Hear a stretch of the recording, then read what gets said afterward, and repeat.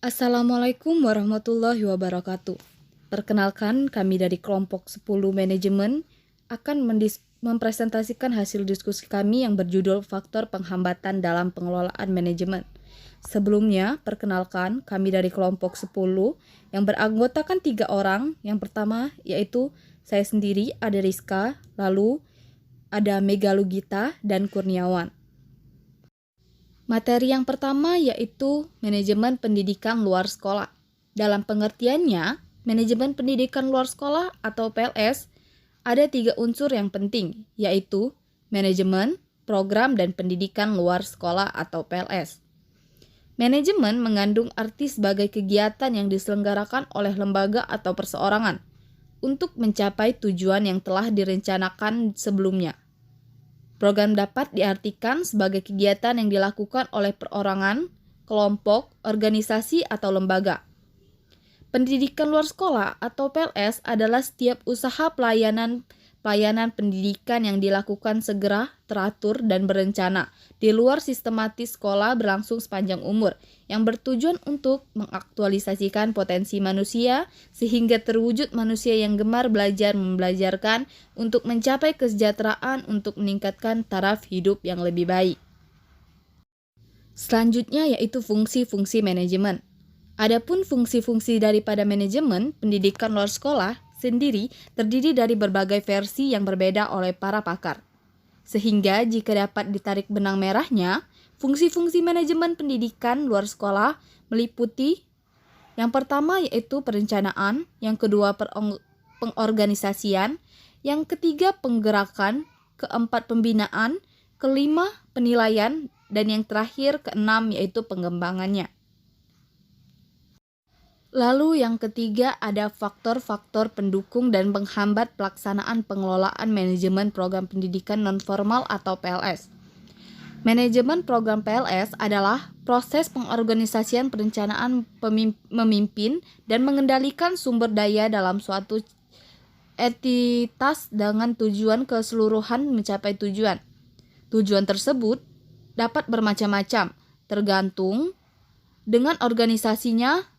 Selain itu, menurut para ahli manajemen, organisasi adalah aktivitas perencanaan atau planning, pengorganisasian atau organizing, dan penggerakan atau actuating, dan pengawasan controlling, di mana semua aktivitas tersebut bertujuan mencapai organisasi menurut George R. Terry. Faktor umum mengapa terjadinya hambatan dalam melakukan perencanaan organisasi tersebut meliputi yang pertama yaitu kurangnya pengetahuan tentang organisasi.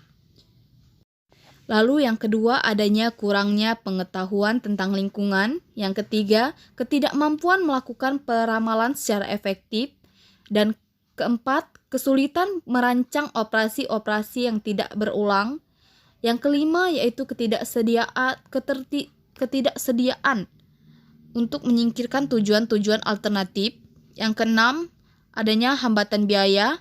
7, takut gagal. Dan 6, kurangnya rasa percaya diri. Nah, pada dasarnya, yang menjadi hambatan paling banyak dalam melakukan perencanaan organisasi adalah dari segi SDM atau sumber daya manusianya. Entah itu karena faktor internal maupun faktor eksternal dari organisasi tersebut. Sebagai contoh, yang pertama yaitu faktor internal. Terdapat 4 penghambat, yaitu kurangnya pengetahuan akan organisasi. Yang kedua, ketidakmampuan melakukan peramalan secara efektif.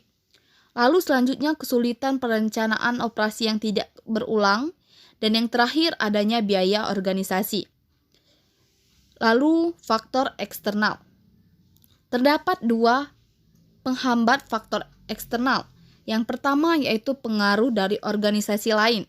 Dan yang kedua, adanya kurangnya pengetahuan tentang lingkungan. Baiklah, selanjutnya akan dijelaskan oleh teman saya. Kepada Mega, dipersilahkan. Baiklah, di sini saya akan menjelaskan mengenai faktor pendukung dalam pengelolaan manajemen PLS. Yang pertama, adanya perhatian UNESCO terhadap masalah pendidikan di negara kita. Terbukti UNESCO tersebut sudah memberikan bantuan yang tidak sedikit terhadap negara Indonesia. Yang kedua, adanya perguruan tinggi atau institut yang membuka jurusan pendidikan luar sekolah. Yang ketiga, digunakan fasilitas yang dapat menyelenggarakan pendidikan luar sekolah seperti penggunaan balai desa, gedung-gedung sekolah, dan rumah-rumah penduduk yang memungkinkan untuk kegiatan luar sekolah. Yang keempat, dibahasnya pendidikan luar sekolah dalam Repelita.